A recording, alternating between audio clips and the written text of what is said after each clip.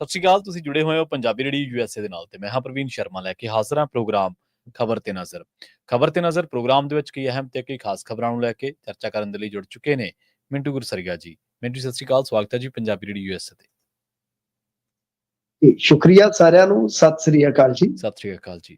Programme ਦੇ ਵਿੱਚ ਅੱਗੇ ਵਧਣ ਤੋਂ ਪਹਿਲਾਂ ਧੰਨਵਾਦ ਕਰਦੇ ਚਲੇ ਸਪਾਂਸਰਸ ਦਾ, ਜਿਹੜੇ ਜ਼ਰੀਆ ਬਣਦੇ ਨੇ ਇਹਨਾਂ ਪ੍ਰੋਗਰਾਮਾਂ ਨੂੰ ਤੁਹਾਡੇ ਤੱਕ ਪਹੁੰਚਾਉਣ ਦੇ ਲਈ।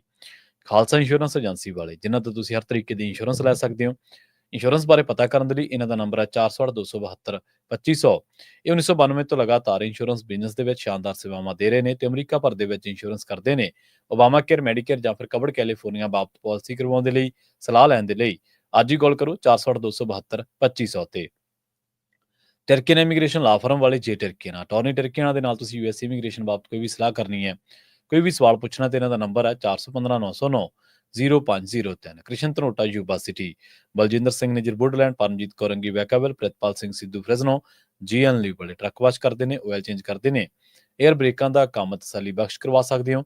ਨਵੇਂ ਪੁਰਾਣੇ ਟਾਇਰ ਵੀ ਇਹਨਾਂ ਤੋਂ ਮਿਲਦੇ ਨੇ। ਲੋਕੇਸ਼ਨ ਸੈਂਟਾਨੀਲਾ ਦੀ ਨਿਮਾ ਸੋਤਾ ਦੇ ਨਾਲ ਗੱਲ ਕੀਤੀ ਜਾ ਸਕਦੀ ਹੈ 209-277-0113 ਤੇ।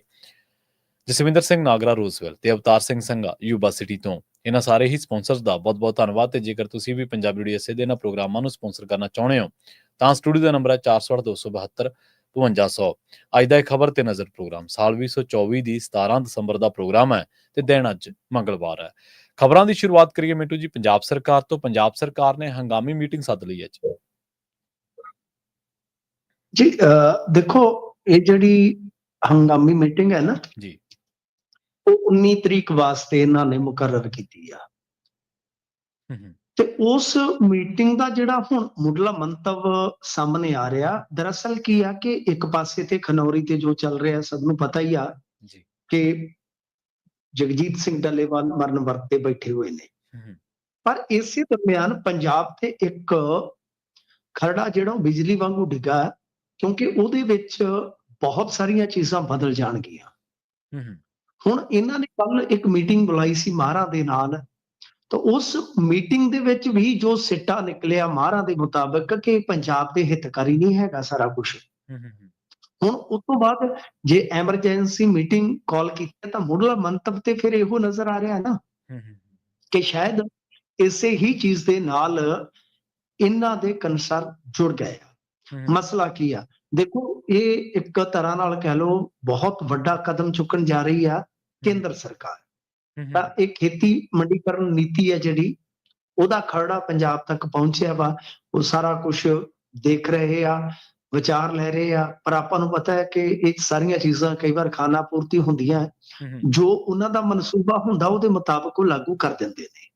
ਤਾਂ ਇਹ ਇੱਕ ਤਰ੍ਹਾਂ ਨਾਲ ਕਹਿ ਲਓ ਜਿੰਨਾ ਕੁ ਅਸੀਂ ਜਾਣ ਸਕੇ ਆ, ਸਮਝ ਸਕੇ ਆ, ਕਿ ਇਹ ਉਹੀ ਆ ਜੋ ਖੇਤੀ ਕਾਨੂੰਨਾਂ 'ਚ ਵੀ ਸੀਗਾ ਕਿ ਏਪੀਐਮਸੀ ਦੇ ਬਰੋਬਰ ਏਪੀਐਮਸੀ ਹੈ, ਜੋ ਪੰਜਾਬ ਦੇ ਅੰਦਰ ਮੰਡੀਕਰਨ ਦਾ ਮੌਜੂਦਾ ਢਾਂਚਾ ਹੈ ਜੋ ਮੰਡੀਆਂ ਚੱਲਦੀਆਂ।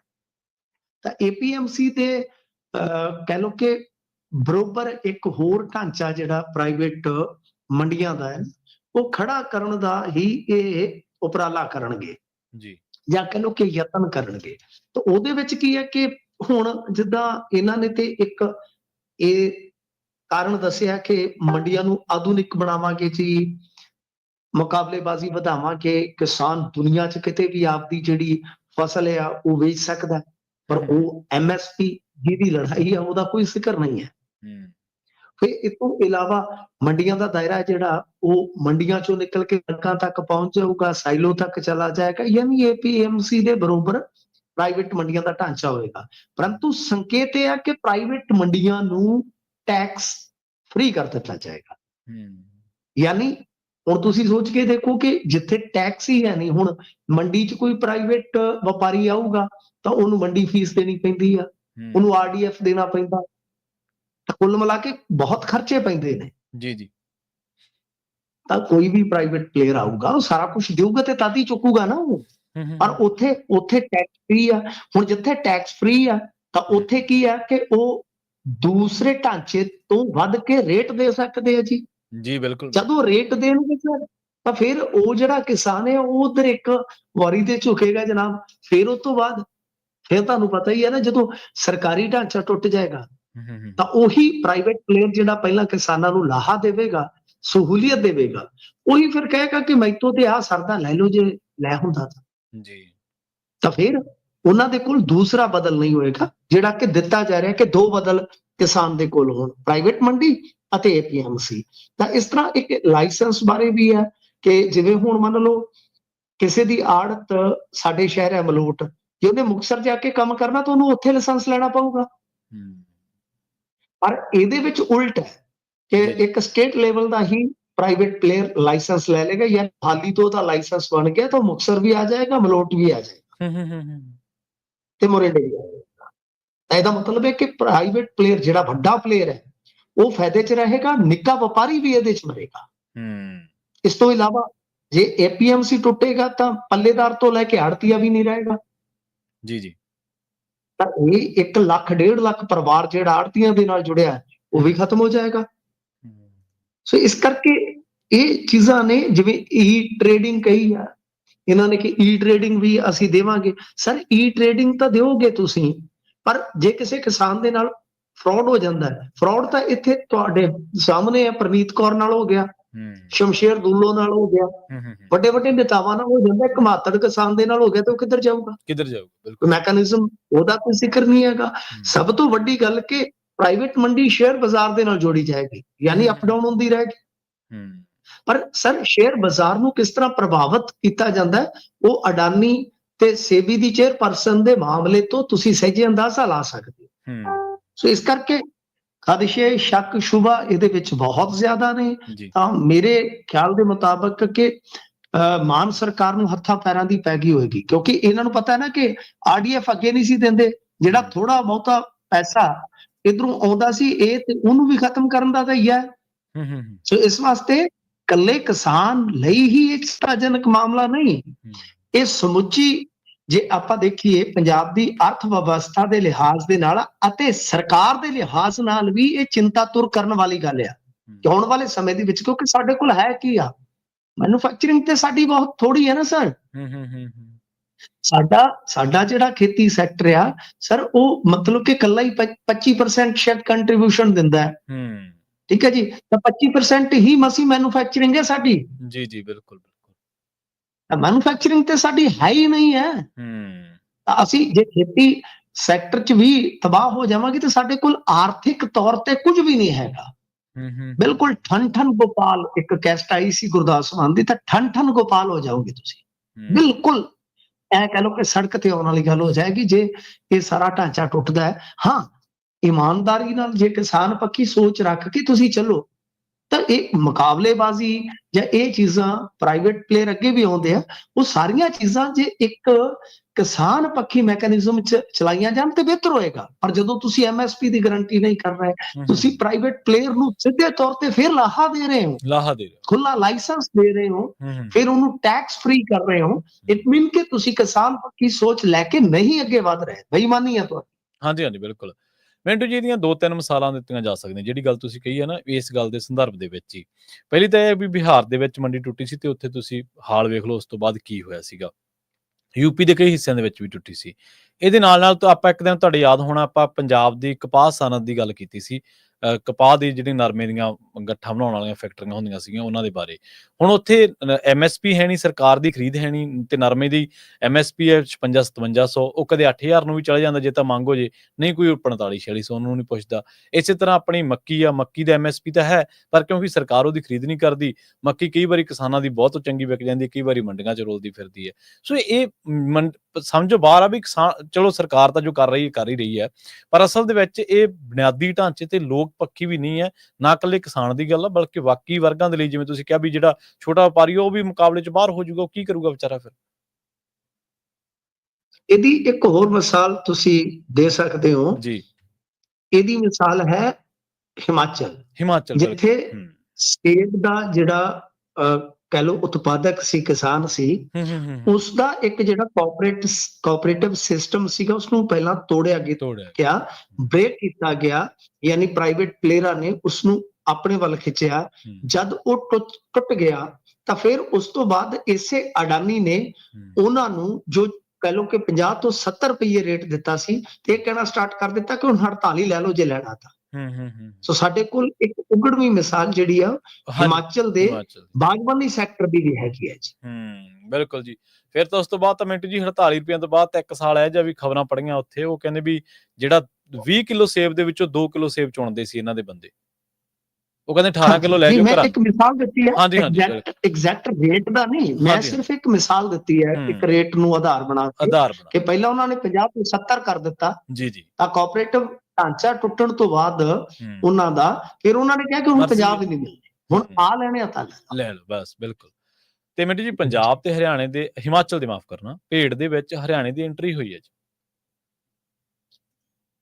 ਦੇਖੋ ਇਹ ਸ਼ਾਨਨ ਪ੍ਰੋਜੈਕਟ ਨੂੰ ਲੈ ਕੇ ਆ, ਸ਼ਾਨਨ ਪ੍ਰੋਜੈਕਟ ਜਿਹੜਾ ਸੁਪਰੀਮ ਕੋਰਟ ਦੇ ਵਿੱਚ ਇਸ ਵੇਲੇ ਜ਼ੇਰੇ ਸੁਣਵਾਈ ਆ, ਤਾਂ ਉਹਦੇ ਵਿੱਚ ਹਰਿਆਣੇ ਨੇ ਵੀ ਅਪੀਲ ਪਾ ਦਿੱਤੀ ਹੈ ਕਿ ਸਾਨੂੰ ਵੀ ਪਾਰਟੀ ਬਣਾ ਲਿਆ ਜਾਵੇ। ਤਾਂ ਇਹ ਜਿਹੜਾ ਮਤਲਬ ਕਿ ਪ੍ਰੋਜੈਕਟ ਹੈ ਸ਼ਾਨਨ ਪ੍ਰੋਜੈਕਟ, ਇਹਦੀ ਲੀਜ਼ ਜਿਹੜੀ ਆ ਪਿੱਛੇ ਜੇ ਖਤਮ ਹੋਈ ਸੀਗੀ, ਉਸ ਤੋਂ ਬਾਅਦ ਇੱਕ ਕਾਨੂੰਨੀ ਲੜਾਈ ਸ਼ੁਰੂ ਹੋ ਗਈ। ਵੈਸੇ ਤੇ ਦੇਖੋ ਇਹ ਕਹਿ ਲਓ ਕਿ 1932 ਚ ਸ਼ੁਰੂ ਹੋਇਆ ਸੀਗਾ, ਜੋਗਿੰਦਰ ਨਗਰ ਦੇ ਵਿੱਚ ਸਥਿਤ ਹੈ ਮੰਡੀ ਦੇ ਲਾਗੇ। ਤਾਂ ਉਸ ਵੇਲੇ ਸਮਝੌਤਾ ਜਿਹੜਾ ਹੋਇਆ ਸੀਗਾ, ਜਿਹੜਾ ਉੱਥੇ ਦਾ ਮੰਡੀ ਰਿਆਸਤ ਦਾ ਤਤਕਾਲੀ ਸ਼ਾਸਕ ਸੀ ਜੋਗਿੰਦਰ ਬਹਾਦਰ ਸਿੰਘ, ਉਹਦੇ ਤੇ ਜਿਹੜਾ ਪੰਜਾਬ ਸਰਕਾਰ ਦਾ ਸੀਗਾ ਇੱਕ ਉਸ ਵੇਲੇ ਬਹੁਤ ਵੱਡਾ ਅਫਸਰ ਕਹਿ ਲਓ ਜਾਂ ਕੁਝ ਹੋਰ ਅਹੁਦਾ ਹੋਏਗਾ ਉਹਦਾ ਸੀ ਸ਼ਾਇਦ ਕਰਨਲ BC ਬੈਟੀ। ਇਹਨਾਂ ਦੋਨਾਂ ਦੇ ਦਰਮਿਆਨ ਸਮਝੌਤਾ ਹੋਇਆ ਸੀ। ਉਸ ਤੋਂ ਬਾਅਦ ਥੋੜੀ ਜੀ ਬਿਜਲੀ ਇਹਨਾਂ ਨੇ ਉਹਨਾਂ ਨੂੰ ਦੇਣੀ ਸੀ ਤੇ ਉਸ ਤੋਂ ਬਾਅਦ ਜ਼ਿਆਦਾਤਰ ਜਿਹੜੀ ਬਿਜਲੀ ਆ ਉਹਦਾ ਇਸਤੇਮਾਲ ਇਹਨਾਂ ਨੇ ਕਰਨਾ ਸੀ ਪੰਜਾਬ 'ਚ, ਕਿਉਂਕਿ ਮੰਡੀ ਜਿਹੜਾ ਹੈ ਨਾ ਉਹ ਕਦੇ ਵੀ ਪੰਜਾਬ ਦਾ ਹਿੱਸਾ ਨਹੀਂ ਰਿਹਾ। ਤਾਂ ਇੱਥੋਂ ਫਿਰ ਜਿਹੜਾ ਪਟਾ ਖਤਮ ਹੋਇਆ, ਵਿਵਾਦ ਸ਼ੁਰੂ ਹੋ ਗਿਆ। ਸੁਖੂ ਨੇ ਆਖਿਆ ਕਿ ਆਪਣਾ ਜੁੱਲੀ ਬਿਸਤਰਾ ਚੁੱਕੋ, ਪੰਜਾਬ ਸਰਕਾਰ ਜਿਹੜੀ ਉਹ ਸੁਪਰੀਮ ਕੋਰਟ ਚਲੇ ਗਈ। ਹੁਣ ਜਦੋਂ ਸੁਪਰੀਮ ਕੋਰਟ ਦੇ ਵਿੱਚ ਇਹ ਦੋਵੇਂ ਆਪੋ ਆਪਣੇ ਤਰਕਾਂ ਦੀ ਲੜਾਈ ਲੜ ਰਹੇ ਸੀਗੇ ਕਿ ਇਹ 1947 ਤੋਂ ਪਹਿਲਾਂ ਦਾ ਜੀ, ਤਾਂ ਹਿਮਾਚਲ ਕਹਿੰਦੇ ਕਿ ਅਸੀਂ ਕਦੇ ਹਿੱਸਾ ਹੀ ਨਹੀਂ ਰਹੇ, ਤਾਂ ਫਿਰ ਇਹਨਾਂ ਦਾ ਹਿੱਸਾ ਕਾਹਦਾ।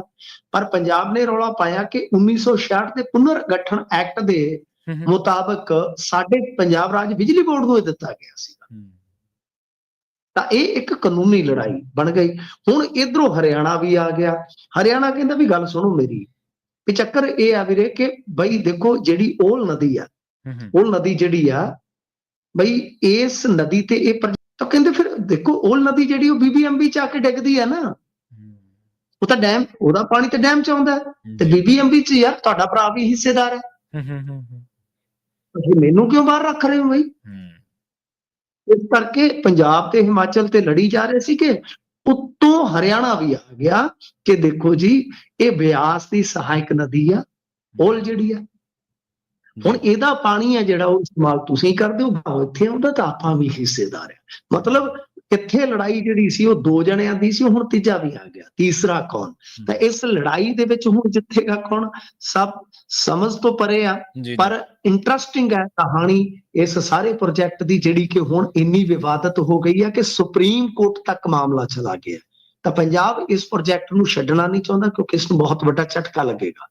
ਇਹਨੂੰ ਰਨ ਕਰਨਾ ਚਾਹੁੰਦੇ ਨੇ, ਤੇ ਜਦ ਕਿ ਹਿਮਾਚਲੀ ਜਿਹੜੇ ਆ, ਤੁਹਾਨੂੰ ਪਤਾ ਹਿਮਾਚਲ ਦੀ ਅਰਥ ਵਿਵਸਥਾ ਜਿਹੜੀ ਆ ਨਾ ਸਭ ਸਾਡੇ ਨਾਲੋਂ ਖਸਤਾ ਹੋ ਗਈ ਆ। ਉਹ ਵੀ ਉਹਨਾਂ ਦੀ ਹਾਲਤ ਜਿਹੜੀ ਹੈ ਨਾ ਸਾਡੇ ਤੋਂ ਵੀ ਭੈੜੀ ਹੋਈ ਪਈ ਆ। ਉਹਨਾਂ ਨੇ ਵੀ ਪਹਿਲਾਂ ਫ੍ਰੀ ਵੀ ਦਿੱਤੀਆਂ ਤੇ ਹੁਣ ਉਹ ਸਹੂਲਤਾਂ ਵਾਪਸ ਲੈ ਰਹੇ ਨੇ ਹੌਲੀ ਹੌਲੀ ਜਨਤਾ ਤੋਂ। ਤਾਂ ਉਹਨਾਂ ਦੀ ਹਾਲਤ ਮੰਦੀ ਆ, ਇਸ ਕਰਕੇ ਜਿੱਥੋਂ ਵੀ ਉਹਨਾਂ ਨੂੰ ਕੁਝ ਵੀ ਬਚਤ ਹੁੰਦੀ ਆ, ਕੁਝ ਵੀ ਐਕਸਟਰਾ ਜੁੜਦਾ ਹੈ, ਤਾਂ ਉੱਥੇ ਉਹ ਹੱਥ ਪੱਲਾ ਮਾਰਦੇ ਨੇ ਜੀ।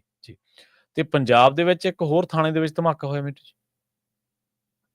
ਸਰ ਥਾਣੇ ਦੇ ਵਿੱਚ ਹੁਣ ਪਤਾ ਨਹੀਂ ਕੀ ਹਿਸਾਬ ਕਿਤਾਬ ਹੈ ਜੀ, ਕਿ ਦੇਖੋ ਇੱਥੇ ਧਮਾਕੇ ਦੀ ਖਬਰ ਆਉਂਦੀ, ਕੋਈ ਜ਼ਿੰਮੇਵਾਰੀ ਲੈ ਲੈਂਦਾ। ਇਹ ਕਹਿ ਦਿੰਦੇ ਨੇ ਜੀ ਕਿ ਸਾਈਕਲ ਦਾ ਟਾਇਰ ਫਟ ਗਿਆ।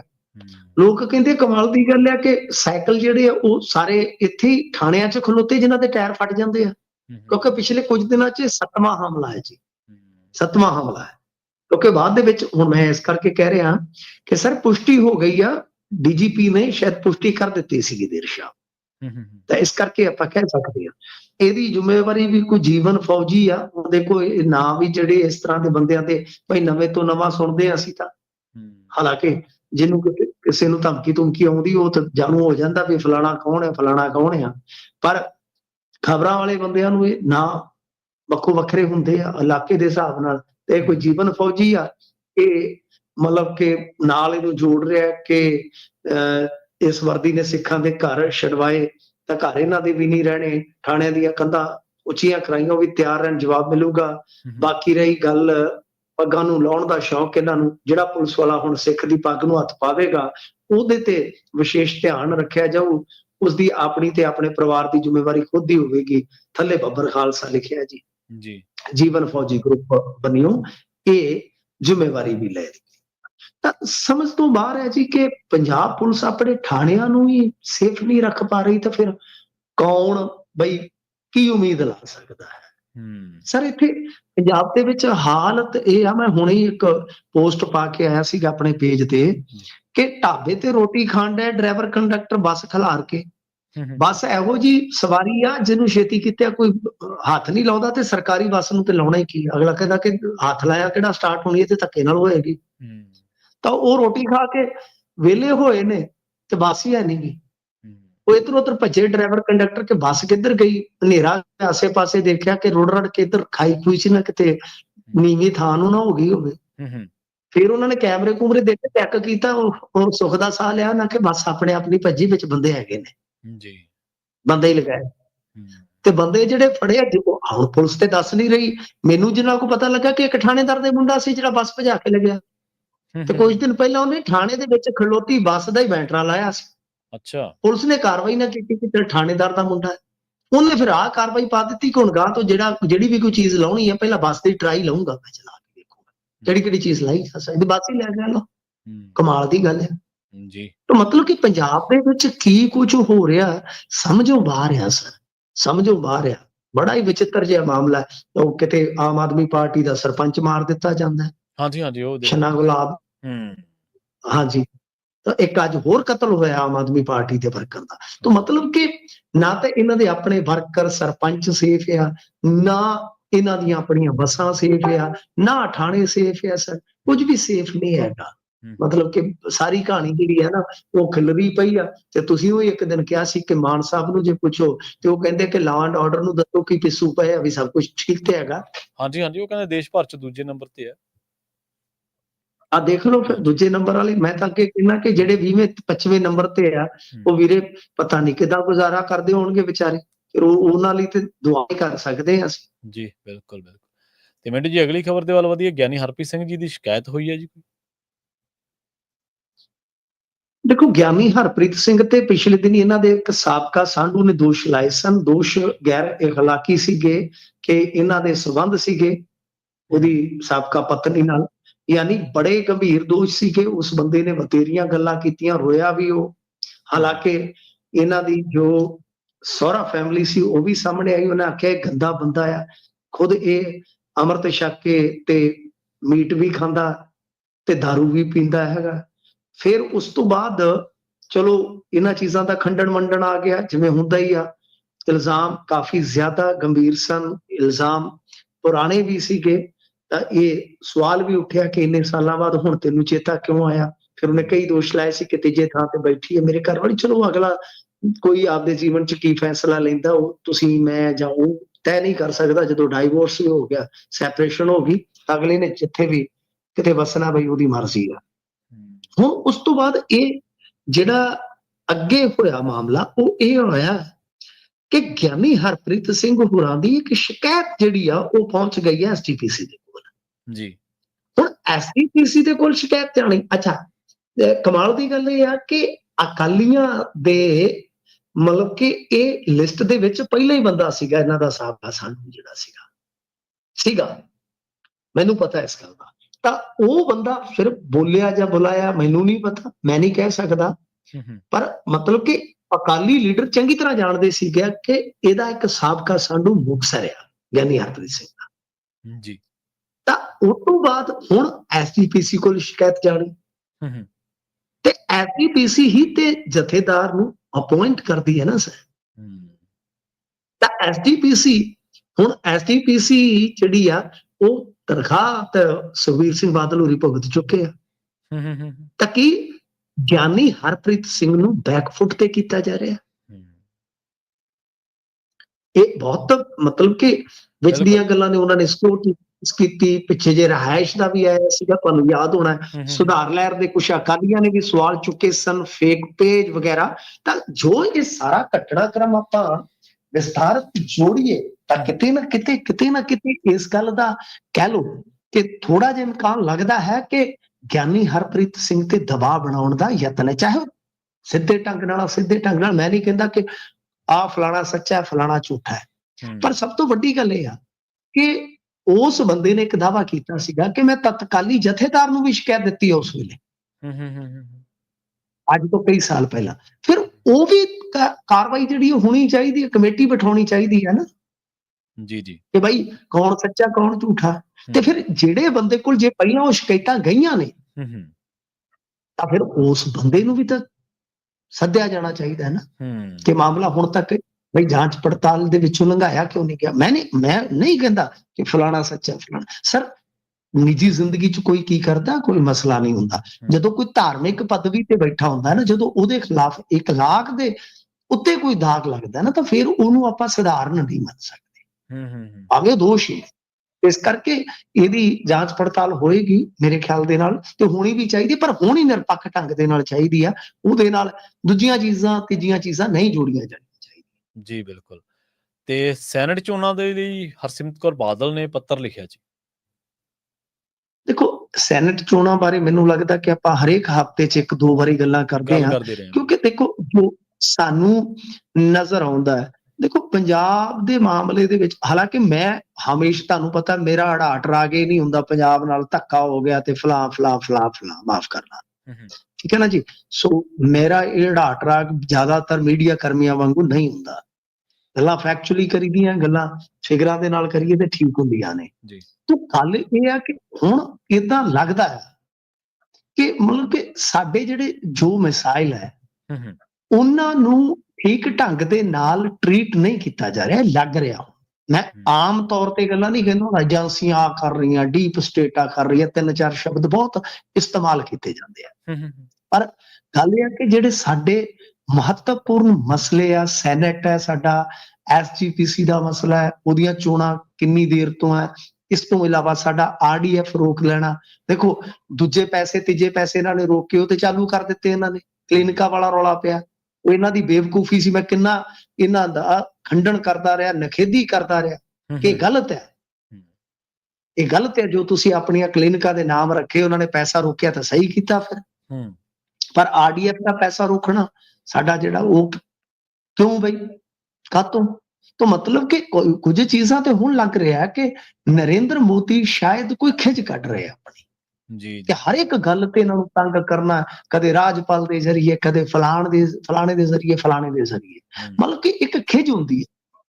ਤਾਂ ਸੈਨੇਟ, ਜਦੋਂ ਤੁਸੀਂ ਉੱਥੇ ਕੇਂਦਰ ਵੱਲੋਂ ਜਵਾਬ ਦੇ ਦਿੱਤਾ ਕਿ ਅਸੀਂ ਕੋਈ ਕੇਂਦਰੀਕਰਨ ਨਹੀਂ ਕਰਨਾ ਇਹਦਾ, ਤਾਂ ਫਿਰ ਤੁਸੀਂ ਸੈਨੇਟ ਚੋਣਾਂ ਕਰਵਾ ਦਿਓ। ਪਰ ਮੈਂ ਤੁਹਾਨੂੰ ਵਿਚਲੀ ਕੁੰਡੀ ਦੱਸ ਦਿੱਤੀ ਸੀ ਕਿ ਦਰਅਸਲ ਕੀ ਆ ਕਿ ਇਹ ਕੁਝ ਬੰਦੇ ਜਿਹੜੇ ਆ ਨਾ, ਉਹ ਬੇਈਮਾਨ ਆ ਢਿੱਡੂ, ਉਹ ਚਾਹੁੰਦੇ ਆ ਕਿ ਪੰਜਾਬ ਦੀ ਨੁਮਾਇੰਦਗੀ ਘਟਾ ਦਿਓ। ਜਦੋਂ ਪੰਜਾਬ ਦੀ ਨੁਮਾਇੰਦਗੀ ਘਟ ਜਾਏਗੀ, ਆਪੇ ਇਹਨਾਂ ਦੀ ਆਵਾਜ਼ ਦਬ ਜਾਏਗੀ, ਫਿਰ ਬੜੀ ਈਜ਼ੀਲੀ ਇਹ ਵਿਦਿਆਰਥੀਆਂ ਦੇ ਹਿੱਤ ਵੀ ਪ੍ਰਭਾਵਿਤ ਤੁਸੀਂ ਕਰ ਸਕਦੇ ਹੋ, ਅਤੇ ਇੱਕ ਵਿਚਾਰਧਾਰਾ ਦਾ ਜੇ ਕੋਈ ਸਾਹਿਤ ਲਾਗੂ ਕਰਨਾ, ਅਕੈਡਮਿਕ ਢਾਂਚੇ 'ਚ ਕੁਝ ਚੀਜ਼ਾਂ ਵਾੜਨੀਆਂ, ਨਿਯੁਕਤੀਆਂ ਤੇ ਵੈਸੇ ਹੀ ਉੱਥੇ ਤੁਹਾਨੂੰ ਪਤਾ RSS ਪੱਖੀ ਬੰਦਿਆਂ ਦੀਆਂ ਬਹੁਤ ਨੇ, ਉੱਥੇ ਤੁਹਾਨੂੰ ਆਰਾਮ ਨਾਲ ਕੋਈ ਦੱਸਦਾ ਹੈਗਾ, ਜੇ ਕੋਈ ਤੁਹਾਡਾ ਆਫ ਦੀ ਰਿਕਾਰਡ ਪ੍ਰੋਫੈਸਰ ਦੋਸਤ ਬੋਲਣ ਨੂੰ ਤਿਆਰ ਹੋਵੇਗਾ।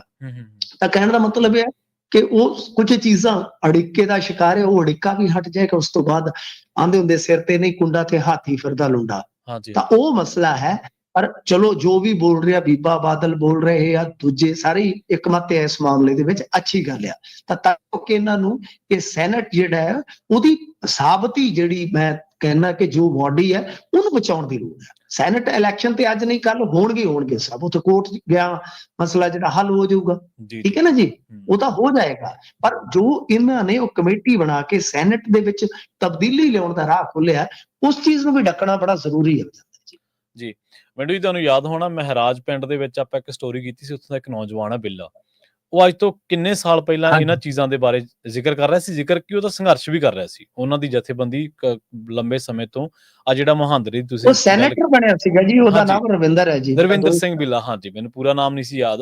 ਉਹ ਉਦੋਂ ਤਾਂ ਕਹਿ ਰਿਹਾ ਵੀ ਇਹ ਮਹਾਂਦਰਾ ਬਦਲ ਰਹੇ ਨੇ, ਉੱਥੇ ਕਬਜ਼ਾ ਕਰਨ ਨੂੰ ਫਿਰਦੇ ਆ ਜਾਂ ਆਰਐਸਐਸ ਦੇ ਬੰਦਿਆਂ ਦੇ ਬਾਰੇ। ਉਹ ਮੇਰਾ ਖਿਆਲ ਅੱਜ ਤੋਂ ਤਕਰੀਬਨ 6-7 ਸਾਲ ਪਹਿਲਾਂ ਦੀ ਗੱਲ ਆ, ਕਾਂਗਰਸ ਦੇ ਰਾਜ ਵੇਲੇ ਦੀਆਂ ਗੱਲਾਂ ਨੇ। ਹਾਂਜੀ, ਅਸੀਂ ਉਸ ਵੇਲੇ ਵੀ ਬਹੁਤ ਆਵਾਜ਼ ਚੁੱਕੀ। ਹਾਂਜੀ ਉਹ ਰਵਿੰਦਰ ਹੋਰੀ, ਮਾਲਵਿੰਦਰ ਕੰਗ ਹੋਰੀ, ਇਹ ਸਾਰੇ ਇਕੱਠੇ ਹੁੰਦੇ ਸਨ ਹਾਂਜੀ ਯੂਨੀਵਰਸਿਟੀ ਹਾਂਜੀ ਵਿੱਚ। ਯੂਨੀਵਰਸਿਟੀ ਦੇ ਮਾਲਵਿੰਦਰ ਵਿੱਚ ਸਿੰਘ ਕੰਗ ਵੀ ਯੂਨੀਵਰਸਿਟੀ ਦੇ ਹੱਕ ਚ ਅੱਛਾ ਬੋਲਦੇ ਆ। ਇਹ ਸਾਰੇ ਚਲੋ ਆਪਣੇ ਫਰੈਂਡ ਸਰਕਲ ਚ ਹੀ ਨੇ ਜੀ। ਜੀ ਬਿਲਕੁਲ। ਸੋ ਚੰਗੀ ਗੱਲ ਆ। ਚਲੋ ਆਪਾਂ ਵੈਸੇ ਕਈ ਵਾਰੀ ਬੰਦੇ ਸੋਚਦੇ ਆ ਵੀ ਪਿੰਡਾਂ ਦੇ ਬੰਦੇ ਯਾਰ ਇਹਨਾਂ ਨੂੰ ਕਿਹੜਾ ਪਤਾ ਲੱਗਦਾ ਵੀ ਸੈਨੇਟ ਕੀ ਹੈ, ਤੇ ਤੁਸੀਂ ਦੇਖੋ ਪਿੰਡਾਂ ਦੇ ਮੁੰਡੇ ਸੰਘਰਸ਼ ਕਰ ਰਹੇ ਆ ਉੱਥੇ ਸੈਨੇਟ ਨੂੰ ਬਚਾਉਣ ਖਾਤਰ। ਆਮ ਜਿਹੜੇ ਆਮ ਘਰਾਂ ਦੇ ਹੀ ਆ, ਆਪਾਂ ਉਹਨਾਂ ਨਾਲ ਸਟੋਰੀ ਵੀ ਕੀਤੀ, ਤੁਹਾਡੇ ਯਾਦ ਹੋਣਾ। ਜ਼ਿਆਦਾਤਰ ਸੈਨੇਟਰ ਜਾਂਦੇ ਹੀ ਆਪਣੇ ਪਿੰਡਾਂ ਵਾਲੇ, ਹਾਂਜੀ ਹਾਂਜੀ ਬਿਲਕੁਲ, ਜਿਨ੍ਹਾਂ ਦਾ ਬੈਕਗ੍ਰਾਉਂਡ ਪਿੰਡੂ ਆ। ਕੁਝ ਸ਼ਹਿਰੀ ਵੀ ਜਾਂਦੇ ਨੇ, ਚਲੋ ਜਿਹੜੇ ਪੜ੍ਹੇ, ਜ਼ਿਆਦਾਤਰ ਪਿੰਡੂ ਵੀ ਜਾਂਦੇ। ਜੀ ਜੀ। ਤੇ ਵਨ ਨੇਸ਼ਨ ਵਨ ਇਲੈਕਸ਼ਨ ਵਾਲਾ ਜਿਹੜਾ ਬਿੱਲ ਹੈ ਜੀ, ਉਹ ਲੋਕ ਸਭਾ ਦੇ ਵਿੱਚ ਪੇਸ਼ ਹੋ ਗਿਆ ਮਿੰਟੂ ਜੀ। ਹਾਂਜੀ ਪ੍ਰਵੀਨ ਜੀ, ਗੱਲ ਇਹ ਆ ਕਿ ਇਹ ਦੇਖੋ, ਵਨ ਨੇਸ਼ਨ ਵਨ ਇਲੈਕਸ਼ਨ, ਇਹ ਮੈਨੂੰ ਤਾਂ ਨਾ ਇਹਨਾਂ ਚੀਜ਼ਾਂ ਚ ਉਦਾਂ ਹੀ ਕਹਿ ਲਓ ਕਿ ਗੈਰ ਪ੍ਰਸੰਗਤਾ ਲੱਗਦੀ ਆ ਕਿ ਵਨ ਨੇਸ਼ਨ ਵਨ ਟੈਕਸ ਵੀ ਕਿਹਾ ਸੀਗਾ ਕਿ ਸਾਡੇ ਤੇ GST ਵਨ ਨਹੀਂ ਹੈਗੀ। ਕੋਈ 18% ਦਾ ਸਲੈਬ ਹੈ, ਕੋਈ 28 ਦਾ ਜੀ। ਤਾਂ ਮਤਲਬ ਕਿ ਸਾਡੇ ਤੇ ਵਨ ਨੇਸ਼ਨ ਵਨ ਟੈਕਸ ਵੀ ਸਾਰਥਕ ਢੰਗ ਨਾਲ ਨਹੀਂ ਲਾਗੂ ਹੋਇਆ। ਉਹ GST ਦੇ ਵਿੱਚ ਵੀ ਕੁਝ ਸਲੈਬਾਂ ਰੱਖ ਦਿੱਤੀਆਂ ਨੇ, ਅਤੇ ਇਸ ਤੋਂ ਇਲਾਵਾ ਕੁਝ ਚੀਜ਼ਾਂ GST ਤੋਂ ਬਾਹਰ ਤੁਰੀਆਂ ਫਿਰਦੀਆਂ। ਮਿਸਾਲਨ ਤੁਸੀਂ ਇੱਥੇ ਪੰਜਾਬ 'ਚ ਦੇਖ ਲਓ, ਲਿਕਰ ਹੈ ਜਾਂ ਤੇਲ ਹੈ, ਬਿਜਲੀ ਹੈ, ਉਹ ਸਾਰੀਆਂ GST ਤੋਂ ਬਾਹਰ ਨੇ ਨਾ। ਤਾਂ ਮਤਲਬ ਕਿ ਇਹ ਸਭ ਕੁਝ ਰੇਟ ਜਿਹੜੇ ਆ ਉਹ ਰੈਗੂਲੇਟ ਕਰਦੀਆਂ ਨੇ ਇੱਥੋਂ ਦੀਆਂ ਅਥਾਰਟੀਆਂ। ਤਾਂ ਬਈ ਇਹ ਸਾਰਾ ਕੁਝ ਹੈ, ਤਾਂ ਇਦਾਂ ਹੀ ਇਹਨਾਂ ਨੇ ਹੁਣ ਇਹ ਲਿਆਂਦਾ। ਪਰ ਇਹਦੇ ਵਿੱਚ ਜੋ ਦੇਖੋ, ਠੀਕ ਆ, ਲੋਕ ਸਭਾ 'ਚ ਪਾਸ ਹੋ ਗਿਆ ਵਨ ਨੇਸ਼ਨ ਵਨ ਇਲੈਕਸ਼ਨ, ਪਾਸ ਵੀ ਨਹੀਂ ਹੋਇਆ। ਇੱਥੇ ਵੀ ਕਿਤੇ ਨਾ ਕਿਤੇ ਅੜ ਗਿਆ ਮੇਰੇ ਖਿਆਲ ਦੇ ਨਾਲ, ਕਿਉਂਕਿ ਜਿੰਨੀ ਕੁ ਤਕਨੀਕ, ਹਾਲਾਂਕਿ ਕੰਮ ਚੱਲੀ ਜਾਂਦਾ ਸੰਵਿਧਾਨ ਦੇ ਉੱਤੇ ਜਿਹੜੀ ਬਹਿਸ, ਉਹਦੇ ਵਿੱਚ ਅਮਿਤ ਸ਼ਾਹ ਦੀ ਅੱਜ ਸਪੀਚ ਆ ਗਈ, ਉਸ ਤੋਂ ਬਾਅਦ ਇਹ ਮਾਮਲਾ ਦਬ ਗਿਆ। ਉਹ ਕਾਫੀ ਤਗੜੀ ਸਪੀਚ ਸੀਗੀ ਅਮਿਤ ਸ਼ਾਹ ਦੀ। ਤਾਂ ਇਹਦੇ ਚ ਕੀ ਆ ਕਿ 269 ਹੱਕ ਚ ਪਏ ਆ, 198 ਜਿਹੜੇ ਵਿਰੋਧ ਦੇ ਵਿੱਚ ਪਏ। ਇਹਦਾ ਮਤਲਬ ਹੈ ਕਿ ਕਿਤੇ ਨਾ ਕਿਤੇ ਇਹ ਮਾਮਲਾ ਜਿਹੜਾ ਥੋੜਾ ਫਸਦਾ ਨਜ਼ਰ ਆ ਰਿਹਾ ਸਾਹਿਬ। ਕਿਉਂਕਿ ਜੇ ਆਪਾਂ ਵੇਖੀਏ ਤਾਂ ਉਹ ਇੱਕ ਨਾ ਮਾਪਦੰਡ ਹੁੰਦਾ, ਜਿਵੇਂ ਸ਼ਾਇਦ 1/3 ਦਾ ਹੁੰਦਾ ਮੇਰੇ ਖਿਆਲ ਦੇ ਨਾਲ, ਜੇ ਮੈਂ ਗਲਤ ਨਹੀਂ ਹਾਂ ਤਾਂ, ਕਿ ਉਹ ਕਿਤੇ ਨਾ ਕਿਤੇ ਪੇਚ ਫਸੇਗਾ, ਇਹਨਾਂ ਦਾ ਪੇਚ ਫਸੇਗਾ। ਰਾਜ ਸਭਾ ਦੇ ਵਿੱਚ ਵੀ ਇਸ ਤਰ੍ਹਾਂ ਦੀ ਮੈਜੋਰਟੀ ਇਹਨਾਂ ਦੇ ਕੋਲ ਹੈ ਨਹੀਂ ਗੀ। ਜੇ ਆਪਾਂ ਦੇਖੀਏ ਪਹਿਲਾਂ ਹੀ ਬਹੁਤ ਸਾਰੀਆਂ ਪਾਰਟੀਆਂ ਇਹਨਾਂ ਦੇ ਵਿਰੋਧ ਦੇ ਵਿੱਚ ਸੀਗੀਆਂ। ਇਸ ਕਰਕੇ ਮੁਸ਼ਕਲ ਹੈ ਕਿ ਇਹ JPC ਦੇ ਕੋਲ ਹੀ ਜਾਣ ਦੀ ਸੰਭਾਵਨਾ ਹੈ ਜੀ। ਹਾਲਾਂਕਿ ਸ਼ਾਇਦ ਨਰਿੰਦਰ ਮੋਦੀ ਨੇ ਕਿਹਾ ਸੀਗਾ ਕਿ ਇਹਨੂੰ ਜਿਹੜੀ ਕਹਿ ਲਓ ਜੁਆਇੰਟ ਪਾਰਲੀਮੈਂਟਰੀ ਕਮੇਟੀ ਹੈ, ਉਹਦੇ ਕੋਲ ਭੇਜਿਆ ਜਾਣਾ ਚਾਹੀਦਾ। ਤਾਂ ਇਹਦਾ ਮਤਲਬ ਹੈ ਕਿ ਕਾਨੂੰਨ ਮੰਤਰੀ ਇਹ ਜਿਹੜਾ ਪ੍ਰਸਤਾਵ ਹੈ ਉਹ ਭੇਜ ਸਕਦੇ ਆ। ਕਿ ਇਹ ਤੇ ਹੁਣ ਸਾਫ਼ ਆ ਕਿ ਜਿਸ ਤਰੀਕੇ ਦਾ ਇਹਨੂੰ ਸਮਰਥਨ ਚਾਹੀਦਾ, ਵੈਸਾ ਸਮਰਥਨ ਤੇ ਹੈ ਨਹੀਂ ਇਹਨਾਂ ਦੇ ਕੋਲ। ਚਲੋ ਇਹ ਠੀਕ ਆ ਕਿ 198 ਵੋਟਾਂ ਹੀ ਵਿਰੋਧ ਦੇ ਵਿੱਚ ਪਈਆਂ 269 ਦੇ ਮੁਕਾਬਲੇ, ਪਰ ਕਾਫੀ ਜ਼ਿਆਦਾ ਵੋਟ ਵਿਰੋਧ ਦੇ ਵਿੱਚ ਵੀ, ਯਾਨੀ ਜਿਹੜੀ ਆਪੋਜੀਸ਼ਨ ਹੈ ਉਹ ਸਟਰੋਂਗ ਆਪੋਜੀਸ਼ਨ ਹੈ ਸਰ। ਇਹਦੇ ਵਿੱਚ ਤੇ ਕੋਈ ਸ਼ੱਕ ਨਹੀਂ ਹੈ, ਕੋਈ ਦੋ ਰਾਏ ਨਹੀਂ ਹੈ।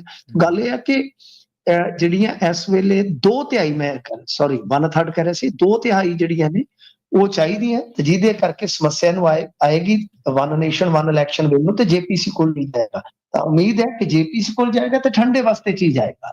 ਜੀ ਜੀ, ਜਿਵੇਂ ਆਪਾਂ ਅੱਗੇ ਦੇਖਿਆ ਕੁਝ ਮਾਮਲਿਆਂ 'ਚ JPC ਕੋਲ ਹੀ ਜਾਣ ਦੀ ਸੰਭਾਵਨਾ ਜੀ। ਮਿੰਟੂ ਜੀ, ਨਾਲ ਖਾਸ ਖਬਰਾਂ ਤੇ ਖਾਸ ਜਾਣਕਾਰੀਆਂ ਦੇ ਲਈ ਤੁਹਾਡਾ ਬਹੁਤ ਬਹੁਤ ਧੰਨਵਾਦ ਜੀ। ਪ੍ਰੋਗਰਾਮ ਖਬਰ ਤੇ ਨਜ਼ਰ ਦੇ ਪਹਿਲੇ ਹਿੱਸੇ ਦੇ ਵਿੱਚ ਆਪਣੇ ਨਾਲ ਜੁੜੇ ਸਨ ਮਿੰਟੂ ਗੁਰਸਰੀਗਾ ਜੀ, ਜਿਨ੍ਹਾਂ ਦੇ ਨਾਲ ਆਪਾਂ ਕਈ ਅਹਿਮ ਖਬਰਾਂ ਨੂੰ ਲੈ ਕੇ ਚਰਚਾ ਕੀਤੀ ਹੈ। ਵੇਲਾ ਹੋ ਗਿਆ ਇੱਕ ਬ੍ਰੇਕ ਦੇ ਲਈ ਰੁਕਣ ਦਾ। ਬ੍ਰੇਕ ਤੋਂ ਪਾਰ ਜਿਹੜੀਆਂ ਖਬਰਾਂ ਨੂੰ ਲੈ ਕੇ ਆਪਾਂ ਗੱਲਬਾਤ ਕਰਾਂਗੇ, ਚਰਚਾ ਕਰਾਂਗੇ। ਇੱਕ ਤਾਂ ਕੱਲ ਦੇ ਪ੍ਰੋਗਰਾਮ ਦੇ ਵਿੱਚ ਆਪਾਂ ਇਹ ਜ਼ਿਕਰ ਕੀਤਾ ਸੀਗਾ ਕਿ ਜਿਹੜੀਆਂ ਭਾਰਤ ਸਰਕਾਰ ਆ, ਉਹ ਇਸ ਤਰੀਕੇ ਦੇ ਨਾਲ ਹੁਣ ਜਿਹੜੇ ਨਵੇਂ ਖੇਤੀ ਕਾਨੂੰਨ ਦੇ ਬਾਰੇ, ਜਿਹੜਾ ਨਵੀਂ ਖੇਤੀ ਨੀਤੀ ਦਾ ਜਿਹੜਾ ਖਰੜਾ, ਉਹਦੇ ਲਈ ਪਹਿਲਾਂ ਹੀ ਉਹ ਆਪਣਾ ਪਾਲਾ ਬਚਾ ਕੇ ਚੱਲ ਰਹੀ ਹੈ, ਜਾਂ ਉਹ ਪਹਿਲਾਂ ਹੀ ਲਾਮਬੰਦੀਆਂ ਕਰ ਰਹੀ ਆ। ਆਪਣੇ ਹਮ ਮਸ਼ਵਰਾ ਜਿਹੜੇ ਸਰਕਾਰੀ ਕਿਸਮ ਦੇ ਜਿਹੜੇ ਲੋਕ ਹੁੰਦੇ ਨੇ, ਜਥੇਬੰਦੀਆਂ ਹੁੰਦੀਆਂ ਨੇ, ਉਹਨਾਂ ਦੇ ਨਾਲ ਮੁਲਾਕਾਤਾਂ ਕਰਕੇ, ਉਹਨਾਂ ਦੇ ਨਾਲ ਗੱਲਬਾਤ ਕਰਕੇ ਉਹ ਪਹਿਲਾਂ ਹੀ ਲੋਕਾਂ ਦੇ ਵਿੱਚ ਇਹ ਪ੍ਰਭਾਵ ਸਿਰਜ ਰਹੇ ਨੇ, ਲੋਕਾਂ ਦੇ ਵਿੱਚ ਇਹ ਪ੍ਰਚਾਰ ਕਰ ਰਹੇ ਨੇ ਕਿ ਜਿਹੜੇ ਨਵੀਂ ਖੇਤੀ ਨੀਤੀ ਇਹ ਬਹੁਤ ਕਿਸਾਨ ਪੱਖੀ ਹੈ। ਆਪਾਂ ਕੱਲ੍ਹ ਮੀਟਿੰਗਾਂ ਦਾ ਜ਼ਿਕਰ ਕੀਤਾ ਸੀ, ਉਹਨਾਂ ਮੀਟਿੰਗਾਂ ਬਾਰੇ ਚਰਚਾ ਕਰਾਂਗੇ। ਇੱਕ ਲੰਘੇ ਦਿਨੀਂ ਤੁਸੀਂ ਇੱਕ ਹੋਰ ਖਬਰ ਸੁਣੀ ਹੋਣੀ ਹੈ, ਬਹੁਤ ਜ਼ਿਆਦਾ ਪ੍ਰਚਾਰੀ ਗਈ ਕਿ ਇੱਕ ਯੂਪੀ ਦੇ ਸੰਭਲ ਦੇ ਵਿੱਚ ਜਿੱਥੇ ਹਿੰਸਾ ਵਾਪਰੀ ਸੀ, ਉਹਦੇ ਬਾਰੇ ਆਪਾਂ ਗੱਲਬਾਤ ਵੀ ਕਰਦੇ ਰਹੇ ਹਾਂ। ਉੱਥੇ ਇਹ ਇੱਕ ਪ੍ਰਚਾਰਿਆ ਗਿਆ ਕਿ 1978 ਤੋਂ ਬਾਅਦ ਇੱਕ ਹਿੰਦੂ ਮੰਦਿਰ ਨੂੰ ਜਿਹੜਾ ਉਹ ਦੁਬਾਰਾ ਫਿਰ ਤੋਂ ਖੋਲ੍ਹਿਆ ਗਿਆ। ਪਰ ਬਾਅਦ ਦੇ ਵਿੱਚ ਉੱਥੋਂ ਦੇ ਹੀ ਇੱਕ ਹਿੰਦੂ ਪਰਿਵਾਰ ਨੇ ਤੇ ਉੱਥੋਂ ਦੇ ਨਾਲ ਜਿਹੜੇ ਇਲਾਕੇ ਦੇ ਵਿੱਚ ਉਹ ਮੰਦਿਰ ਸੀਗਾ, ਉੱਥੋਂ ਦੇ ਮੁਸਲਮਾਨ ਪਰਿਵਾਰਾਂ ਨੇ ਸਰਕਾਰ ਤੇ ਮੀਡੀਆ ਦੇ ਇਸ ਜਿਹੜਾ ਝੂਠ ਦਾ ਤੂਫਾਨ ਸੀਗਾ, ਇਹਦੀ ਪੋਲ ਖੋਲ ਦਿੱਤੀ। ਦੋਨਾਂ ਖਬਰਾਂ ਬਾਰੇ ਚਰਚਾ ਕਰਾਂਗੇ ਬ੍ਰੇਕ ਤੋਂ ਬਾਅਦ। ਜੁੜੇ ਰਹੋ ਪੰਜਾਬੀ ਰੇਡੀਓ USA ਦੇ ਨਾਲ।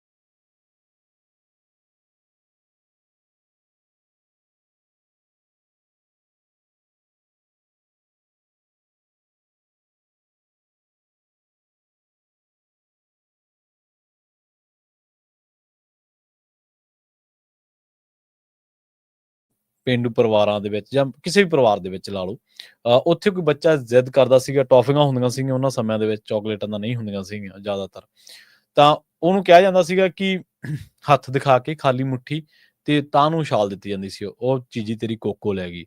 ਬੱਚਾ ਵਿਚਾਰਾ ਮੇਰੇ ਵਰਗਾ ਤਾਂ ਨੂੰ ਝਾਕੀ ਜਾਂਦਾ ਰਹਿੰਦਾ ਵੀ ਕਿੱਧਰ ਗਈ, ਕਿਹੋ ਜਿਹੇ ਰੰਗ ਦੀ ਸੀ, ਕਿਵੇਂ ਸੀ। ਉਹ ਹਾਲ ਸਾਡੀਆਂ ਸਰਕਾਰਾਂ ਦਾ।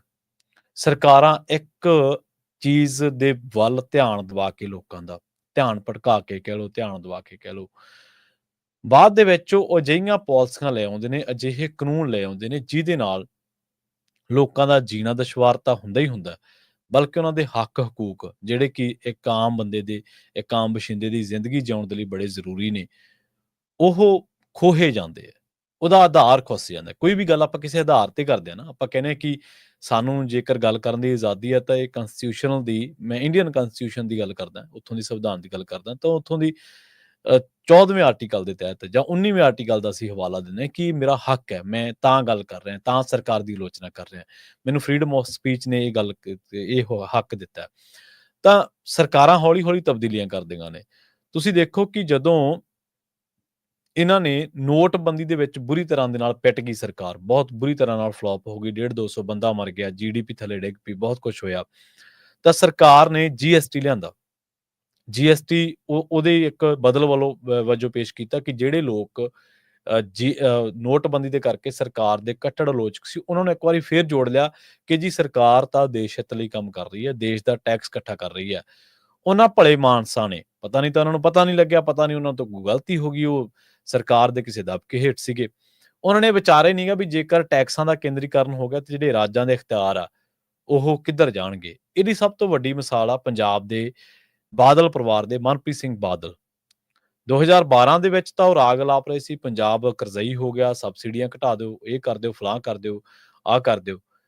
2017 ਦੇ ਵਿੱਚ ਉਹੀ ਮਨਪ੍ਰੀਤ ਬਾਦਲ GST ਬੈਠਕ ਦੇ ਵਿੱਚੋਂ ਨਿਕਲ ਕੇ 18 ਦੇ ਵਿੱਚ, ਕਿਉਂਕਿ ਉਦੋਂ ਉਹ ਵਿੱਤ ਮੰਤਰੀ ਸੀਗੇ ਕਾਂਗਰਸ ਸਰਕਾਰ ਦੇ ਵਿੱਚ, ਉਸ ਮੀਟਿੰਗ ਦੇ ਵਿੱਚੋਂ ਕਹਿੰਦੇ ਨਿਕਲ ਕੇ ਕਹਿੰਦੇ ਕਿ ਜੀ GST ਤਾਂ ਪੰਜਾਬ ਦੇ ਤੇ ਰਾਜਾਂ ਦੇ ਹੱਕ ਦੇ ਵਿੱਚ ਆ। ਕਮਾਲ ਦੀ ਗੱਲ ਆ, ਲੋਕਾਂ ਨੂੰ ਕਈ ਲੋਕਾਂ ਨੂੰ ਹੌਲੀ-ਹੌਲੀ ਨਿਗਾਹ ਘਟਦੀ ਆ ਔਰ ਘਟਦੀ ਦਾ ਪਤਾ ਲੱਗ ਜਾਂਦਾ ਹੈ। ਇੱਥੇ ਸਾਡੇ ਲੀਡਰਾਂ ਦੀ ਤਾਂ ਇੱਕਦਮ ਹੀ ਘਟ ਗਈ, ਬੰਦ ਹੀ ਕਰ ਲੈਂਦੇ ਨੇ ਅੱਖਾਂ, ਪਤਾ ਨਹੀਂ ਕੀ ਕਰਦੇ ਨੇ, ਕਿਵੇਂ, ਕਿਹੋ ਜਿਹੇ ਇਹਨਾਂ ਦੇ ਹਿੱਤ ਨੇ, ਕਿਹੋ ਜਿਹੀਆਂ ਇਹਨਾਂ ਦੀਆਂ ਮਜਬੂਰੀਆਂ ਨੇ। ਕਹਿੰਦੇ ਜੀ ਇਹ ਹੱਕ ਦੇ ਵਿੱਚ ਹੈ। ਬਾਅਦ ਦੇ ਵਿੱਚ ਜਦੋਂ GST ਵਾਲਿਆਂ ਨੇ ਮੁਆਵਜ਼ਾ ਦੇਣੋਂ ਬੰਦ ਕਰਤਾ ਤੇ ਮੁੜ ਕੇ ਕਹਿੰਦੇ ਜੀ ਇਹ ਤਾਂ ਧੱਕਾ ਹੋ ਗਿਆ ਸਾਡੇ ਰਾਜ ਦੇ ਨਾਲ। ਵੀ ਭਲੇ ਮਾਨਸ, ਜਦੋਂ ਤੁਸੀਂ ਮੀਟਿੰਗਾਂ 'ਚ ਜਾਂਦੇ ਸੀ, ਜਦੋਂ ਤੁਸੀਂ ਕਰਦੇ ਸੀ, ਉਹ ਤਾਂ ਤੁਸੀਂ ਵਕਾਲਤ ਕਰਦੇ ਰਹੇ ਕਿ ਇਹ ਕਾਨੂੰਨ ਚੰਗਾ। ਬਾਦਲ ਪਰਿਵਾਰ ਦੀ ਇੱਕ ਹੋਰ ਮਿਸਾਲ ਲੈ ਲਓ, ਪਹਿਲਾਂ ਖੇਤੀ ਕਾਨੂੰਨਾਂ ਦੇ ਬਾਰੇ ਪ੍ਰਚਾਰੀ ਗਏ, ਉੱਥੇ ਸੈਂਟਰ ਦੇ ਵਿੱਚ ਕਹਿੰਦੇ ਰਹੇ ਕਿ ਅਸੀਂ ਜੀ ਲੋਕਾਂ ਨੂੰ ਸਮਝਾਵਾਂਗੇ। ਬਾਅਦ ਦੇ ਵਿੱਚ ਜਦੋਂ ਧਰਨੇ 12 ਤੱਕ ਪਹੁੰਚ ਗਏ, ਦਰਵਾਜ਼ਿਆਂ ਤੱਕ ਪਹੁੰਚ ਗਏ, ਤੇ ਬਾਅਦ 'ਚ ਕਹਿੰਦੇ ਜੀ ਅਸੀਂ ਨਹੀਂ ਕਹਿੰਦੇ, ਕਿਸਾਨ ਕਹਿੰਦੇ ਕਿ ਕਿਸਾਨੀ ਕਾਨੂੰਨ ਗਲਤ ਆ, ਖੇਤੀ ਕਾਨੂੰਨ ਗਲਤ ਆ। ਚਲੋ, ਉਸ ਤੋਂ ਬਾਅਦ ਆ ਜਾਓ, ਲੋਕ ਕਰੋਨਾ ਦੇ ਵਿੱਚ ਝੰਬੇ ਹੋਏ ਸੀਗੇ, ਰਾਜਾਂ ਨੂੰ, ਆਪਦੇ ਟਿਕਾਣਿਆਂ ਨੂੰ, ਜਿਹੜੇ ਮਜ਼ਦੂਰ ਨੇ ਵਿਚਾਰੇ, ਦਿਹਾੜੀਦਾਰ ਨੇ, ਉਹ ਜਾ ਰਹੇ ਸੀ ਸੜਕਾਂ ਉੱਤੇ, ਕੋਈ ਉਹਨਾਂ ਲਈ ਪਾਣੀ ਦੀ ਘੁੱਟ ਨਹੀਂ ਸੀ ਦੇ ਰਿਹਾ ਪੰਜਾਬ ਤੋਂ ਬਾਹਰ ਤਾਂ ਉਹਨਾਂ ਨੂੰ। ਉਸੇ ਦਰਮਿਆਨ ਸਰਕਾਰ ਨੇ ਫਿਰ ਆਰਡੀਨੈਂਸ ਲਿਆਂਦਾ ਤੇ ਖੇਤੀ ਕਾਨੂੰਨ ਲਿਆਂਦੇ, ਕਿਉਂਕਿ ਲੋਕ ਤਾਂ ਜਾਨਾਂ ਬਚਾਉਣ ਲਈ ਆਪਦੇ ਲੱਗ ਰਹੇ ਸੀਗੇ ਕਿ ਜੇ ਅਸੀਂ ਜਾਨਾਂ ਬਚਾ ਲਈਏ। ਇਸੇ ਦਰਮਿਆਨ ਸਰਕਾਰ ਹੋਰ ਬਹੁਤ ਕੁਝ ਕਰਦੀ ਰਹੀ। ਜਦੋਂ ਕੋਈ ਮੁੱਦਾ ਉੱਠਦਾ ਸੀ ਤਾਂ ਸਰਕਾਰ ਕਹਿੰਦੀ ਸੀ ਆਪਦੇ ਖਾਤੇ ਨੂੰ ਬੈਂਕ ਅਕਾਊਂਟ ਦੇ ਨਾਲ, ਪੈਨ, ਜਿਹੜਾ ਖਾਤਾ ਤੁਸੀਂ ਬੈਂਕ ਅਕਾਊਂਟ ਦੇ ਵਿੱਚ, ਉਹਦੇ ਨਾਲ ਤੁਸੀਂ ਪੈਨ ਜੋੜਨਾ, ਪੈਨ ਕਾਰਡ, ਟੈਕਸ ਵਾਲਾ ਜਿਹੜਾ ਕਾਰਡ ਹੁੰਦਾ, ਤੁਸੀਂ ਆਹ ਕਰਨਾ, ਤੁਸੀਂ ਆਹ ਕਰਨਾ। ਜੇ ਕਰੋਨਾ ਦੇ ਵਿੱਚ ਲੋਕ ਕਹਿੰਦੇ ਵੀ ਆਕਸੀਜਨ ਦੇ ਸਿਲੰਡਰ ਹੈ ਨਹੀਂ, ਕੋਈ ਦਵਾਈ ਹੈ ਨਹੀਂ, ਕੁਛ ਹੈ ਨਹੀਂ, ਤੁਸੀਂ ਕਰੋ ਕੁਛ, ਇਹ ਕਹਿੰਦੇ ਜੀ ਨਹੀਂ, ਥਾਲੀਆਂ ਖੜਕਾਓ ਤੁਸੀਂ, ਕਰੋਨਾ ਡਰ ਕੇ ਭੱਜੂਗਾ। ਮਤਲਬ ਇਹਨਾਂ ਦੇ ਮਿਨਿਸਟਰ ਜਿਹਨਾਂ ਦੇ ਹੁਣ ਸਮਾਂ ਹੈ ਨਹੀਂਗਾ ਮੇਰੇ ਕੋਲੇ, ਨੇ ਉਹਨਾਂ ਦੇ ਇੰਨੇ ਵਾਹਿਆਤ ਬਿਆਨ ਸੀਗੇ, ਮਤਲਬ ਬੰਦਾ ਸੋਚ ਕੇ ਕਹਿੰਦਾ ਸੀਗਾ ਕਿ ਯਾਰ ਇਹ ਲੋਕ ਬੈਠੇ ਨੇ ਲੋਕ ਸਭਾ ਦੇ ਵਿੱਚ, ਇਹੋ ਜਿਹੇ ਬੰਦੇ ਬੈਠੇ ਆ। ਉਸ ਤੋਂ ਬਾਅਦ ਹੁਣ ਜਿਹੜੇ ਤਾਜ਼ਾ ਮਾਮਲੇ ਵਾਪਰ ਰਹੇ ਨੇ, ਇਹਨਾਂ ਦੇ ਵਿੱਚ ਕੀ ਹੋਇਆ ਕਿ ਲੰਘੇ ਦਿਨਾਂ ਦੇ ਵਿੱਚ ਆਪਾਂ ਦੇਖਿਆ ਕਿ ਅਕਾਲੀ ਦਲ ਦੇ ਨਾਲ ਸੰਬੰਧਿਤ ਸੁਰਖੀਆਂ ਤੇ ਇਹਦੇ ਨਾਲ ਪੰਜਾਬੀ ਕੀ ਹੋਰ ਮਾਮਲਿਆਂ ਦੇ ਵਿੱਚ ਉਲਝੇ ਰਹੇ। ਪਰ ਇਸੇ ਦਰਮਿਆਨ ਕੇਂਦਰ ਨੇ ਇੱਕ ਨਵੀਂ ਖੇਤੀ ਨੀਤੀ ਲਿਆਂਦੀ, ਖਰੜਾ ਤਿਆਰ ਕੀਤਾ। ਉਸ ਖਰੜੇ ਦੇ ਤਹਿਤ ਉਹਨਾਂ ਨੇ ਰਾਜਾਂ ਨੂੰ ਪੁੱਛਿਆ ਵੀ ਨਹੀਂ, ਹਾਲਾਂਕਿ ਖੇਤੀ ਜਿਹੜੀ ਉਹ ਰਾਜ ਦਾ ਵਿਸ਼ਾ, ਨਾ ਕਿ ਕੇਂਦਰ ਦਾ। ਚਲੋ, ਉਹਨਾਂ ਨੇ ਖੇਤੀ ਨੀਤੀ ਲਿਆ ਕੇ ਰਾਜਾਂ ਨੂੰ ਦੱਸਿਆ ਵੀ ਨਹੀਂ, ਤੇ ਹੁਣ ਰਾਜਾਂ ਨੂੰ ਕਹਿੰਦੇ ਕਿ ਤੁਹਾਡੇ ਕੋਲੇ 15-16 ਤਰੀਕ ਤੱਕ ਦਾ ਸਮਾਂ, ਤੁਸੀਂ ਉਸ ਸਮੇਂ ਤੱਕ ਆਪਦਾ ਜਿਹੜਾ ਇਹਦੇ ਤੇ ਰਾਏ ਆ ਉਹ ਸਾਨੂੰ ਦੱਸੋ। ਮਤਲਬ ਬਹੁਤ ਥੋੜਾ ਸਮਾਂ ਦਿੱਤਾ ਗਿਆ। ਪੰਜਾਬ ਸਰਕਾਰ ਨੂੰ ਵੀ ਨਹੀਂ ਜਾਗ ਆਈ। ਅੰਦਰ ਖਾਤੇ ਜਿਹੜੀਆਂ ਭਾਰਤ ਦੇ ਵਿੱਚ ਹੋਰ 1500 ਤੋਂ 2000 ਕਿਸਾਨ ਯੂਨੀਅਨ ਹੈ, ਜਿਹੜੀ ਕਿ ਰਜਿਸਟਰਡ ਹੈ ਤੇ ਐਕਟਿਵ ਹੈ ਪੂਰੇ ਭਾਰਤ ਦੇ ਵਿੱਚ, ਉਹਨਾਂ ਦੇ ਨਾਲ ਮੀਟਿੰਗਾਂ ਦਾ ਦੌਰ ਚੱਲ ਰਿਹਾ ਹੈ। ਸਰਕਾਰ ਦੇ ਜਿਹੜੇ ਥਿੰਕ ਟੈਂਕ ਨੇ, ਪਾਲਿਸੀ ਮੇਕਰ ਨੇ, ਅਮਿਤ ਸ਼ਾਹ ਜਾਂ ਹੋਰ ਜਿਹੜਾ ਸਰਕਾਰੀ ਇਹਨਾਂ ਦਾ ਅਮਲਾ ਫਲ ਹੈ, ਉਹਨਾਂ ਦੇ ਨਾਲ ਮੀਟਿੰਗਾਂ ਕਰ ਰਿਹਾ ਤੇ ਉਹਨਾਂ ਨੂੰ ਕਹਿ ਰਿਹਾ ਕਿ ਤੁਸੀਂ ਖੇਤੀ ਨੀਤੀ ਸਮਝਾਓ ਲੋਕਾਂ ਨੂੰ ਜਾ ਕੇ, ਤਾਂ ਜੋ ਕੱਲ ਨੂੰ ਜਦੋਂ ਅੰਦੋਲਨ ਹੋਊਗਾ, ਕੱਲ ਨੂੰ ਜਦੋਂ ਲੋਕ ਜੁੜਨਗੇ ਤਾਂ ਲੋਕ ਆਪ ਮੁਹਾਰੇ ਕਹਿ ਦੇਣਗੇ ਯਾਰ ਤੁਸੀਂ ਤਾਂ ਖੇਤੀ ਕਾਨੂੰਨਾਂ ਦੇ ਵਿਰੁੱਧ ਵੀ ਆ ਤੇ ਤੁਸੀਂ ਖੇਤੀ ਨੀਤੀ ਦਾ ਵੀ ਵਿਰੋਧ ਕਰੀ ਜਾਂਦੇ, ਜਦ ਕਿ ਹੈ ਉਹ ਇੱਕੋ ਹੀ ਚੀਜ਼। ਜਦੋਂ ਆਪਾਂ ਉਹਨਾਂ ਦੀ ਭਾਵਨਾ ਪੜ੍ਹਦੇ ਹਾਂ, ਕਿਸੇ ਵੀ ਬਿੱਲ, ਕਿਸੇ ਵੀ ਆਰਡੀਨੈਂਸ, ਕਿਸੇ ਵੀ ਐਕਟ, ਉਹਦੀ ਭਾਵਨਾ ਤੋਂ ਹੀ ਸਮਝ ਆਉਂਦਾ ਨਾ ਵੀ ਉਹ ਜਦੋਂ ਅਮਲ ਦੇ ਵਿੱਚ ਆ ਗਿਆ ਤੇ ਕਿਹੋ ਜਿਹਾ ਹੋਊਗਾ। ਉਦਾਂ ਤਾਂ ਐਕਟ ਹੀ ਆ, ਉਹਨੂੰ ਤਾਂ ਤੁਸੀਂ ਲਿਖ ਦਿਓ, ਚਾਹੇ ਉਹਦਾ ਖਰੜਾ ਪੇਸ਼ ਕਰ ਦਿਓ, ਉਹ ਤਾਂ ਉਹੀ ਰਹਿਣਾ, ਸ਼ਬਦਾਂ ਨੇ ਥੋੜ੍ਹਾ ਲੋਕਾਂ ਨੂੰ ਜੇਲ੍ਹਾਂ 'ਚ ਡੱਕਣਾ। ਇਸੇ ਤਰ੍ਹਾਂ ਜਦੋਂ ਪਹਿਲਾਂ ਲੋਕ ਬਿਜ਼ੀ ਸੀਗੇ ਆਪਦੇ ਕੰਮਾਂ ਕਾਰਾਂ ਦੇ ਵਿੱਚ, ਇਹਨਾਂ ਨੇ ਧਰਨਿਆਂ ਮੁਜ਼ਾਹਰਿਆਂ ਨੂੰ ਲੈ ਕੇ ਜਾਂ ਹੋਰ 3 ਜਿਹੜੇ ਕਾਨੂੰਨ ਸੋਧੇ ਆ, ਉਹ ਕਾਨੂੰਨ ਬ੍ਰਿਟਿਸ਼ ਸਰਕਾਰ ਤੋਂ ਵੀ ਇੱਕ ਕਦਮ ਅੱਗੇ ਹੈ, ਲੋਕਾਂ ਦੀ ਹੱਕ ਦੀ ਆਵਾਜ਼ ਨੂੰ ਦਬਾਉਣ ਦੇ ਲਈ। ਹੁਣ ਇਹਨਾਂ ਨੇ ਇਹ ਤਿਆਰ ਕਰ ਲਿਆ ਸਾਰਾ ਖਰੜਾ ਕਿ ਆਪਾਂ ਹੁਣ ਪੰਜਾਬ ਦਾ ਕਿਸਾਨ, ਕਿਉਂਕਿ ਜਜ਼ਬਾਤੀ ਆ, ਉਹ ਖਨੌਰੀ ਤੇ ਇਕੱਠੇ ਹੋ ਰਹੇ ਨੇ, ਉਹ ਡੱਲੇਵਾਲ ਸਾਹਿਬ ਨੂੰ ਬਚਾ ਰਹੇ ਨੇ ਤੇ ਉਧਰ ਨੂੰ ਲਾਮਬੰਦੀ ਕਰ ਰਹੇ ਆ। ਪਰ ਇਹਦੀ ਆੜ ਦੇ ਵਿੱਚ ਇਹਨਾਂ ਨੇ ਹੁਣ ਰਾਜਾਂ ਨੂੰ ਕਹਿਤਾ ਕਿ ਸਾਨੂੰ ਤੁਸੀਂ ਇੰਨੀ ਤਰੀਕ ਤੱਕ ਦੱਸ ਦਿਓ, ਨਹੀਂ ਉਹ ਖੇਤੀ ਨੀਤੀ, ਜਿਹੜੀ ਨਵੀਂ ਖੇਤੀ ਨੀਤੀ ਆ, ਉਹ ਲਾਗੂ ਹੋ ਜੂਗੀ। ਤੇ ਉਸ ਖੇਤੀ ਨੀਤੀ ਦੇ ਵਿੱਚ ਹੈ ਕਿ ਆਪਾਂ ਲਗਾਤਾਰ ਇਹ ਚਰਚਾ ਕਰ ਰਹੇ ਹਾਂ। ਹੁਣ ਇਹਨਾਂ ਦਾ ਜਿਹੜਾ ਇੱਕ ਹੋਰ ਝੂਠ ਹੈ, ਉਹ ਵੀ ਆਪਾਂ ਫੜ ਲਈਏ। ਲੰਘੇ ਦਿਨੀ ਇੱਕ ਕਹਾਣੀ ਜਿਹੜੀ ਹੈ ਮੀਡੀਆ ਦੇ ਵਿੱਚ, ਉਹ ਜੰਗਲ ਦੀ ਅੱਗ ਵਾਂਗ ਫੈਲਦੀ ਆ। ਉੱਥੇ ਇਹ ਦਾਅਵਾ ਕੀਤਾ ਜਾਂਦਾ ਹੈ ਕਿ ਸ਼ਹਿਰ ਦੇ ਵਿੱਚ ਸੰਭਲ ਦੇ ਪ੍ਰਸ਼ਾਸਨ ਨੇ ਦਾਅਵਾ ਕੀਤਾ ਕਿ ਸ਼ਹਿਰ ਦੇ ਵਿੱਚ ਫਿਰਕੂ ਜਿਹੜੇ ਦੰਗੇ ਨੇ, ਉਹਨਾਂ ਤੋਂ ਬਾਅਦ 1978 ਤੋਂ ਬਾਅਦ ਇੱਕ ਬੰਦ ਮੰਦਿਰ ਨੂੰ ਦੁਬਾਰਾ ਫੇਰ ਖੋਲ ਦਿੱਤਾ ਗਿਆ। ਇੱਥੇ ਹਨੂਮਾਨ ਜੀ ਦੀ ਮੂਰਤੀ ਲੱਗੀ ਹੈ ਤੇ ਉੱਥੇ ਸ਼ਿਵ ਜੀ ਦੀ ਵੀ ਪੂਜਾ ਅਰਚਨਾ ਹੁੰਦੀ ਹੈ। ਤੇ ਉਹਨਾਂ ਨੇ ਐਸਡੀਐਮ ਜਿਹੜੇ ਵੰਦਨਾ ਮਿਸ਼ਰਾ, ਉਹਨਾਂ ਨੇ ਦਾਅਵਾ ਕੀਤਾ ਕਿ ਇਲਾਕੇ ਦਾ ਜਦੋਂ ਉਹ ਮੁਆਇਨਾ ਕਰ ਰਹੇ ਸੀਗੇ ਤਾਂ ਉਹਨਾਂ ਦੀ ਨਜ਼ਰ ਇਸ ਮੰਦਿਰ ਤੇ ਪਈ ਤੇ ਤੁਰੰਤ ਇਹਨਾਂ ਨੇ ਜ਼ਿਲ੍ਹਾ ਅਧਿਕਾਰੀਆਂ ਨੂੰ ਸੂਚਿਤ ਕੀਤਾ ਵੀ ਇਹ ਤਾਂ ਬੰਦ ਪਿਆ, ਤੇ ਸਾਰਿਆਂ ਨੇ ਇਕੱਠੇ ਹੋ ਕੇ ਮੰਦਿਰ ਮੁੜ ਤੋਂ ਖੋਲਣ ਦਾ ਫੈਸਲਾ ਕਰ ਲਿਆ।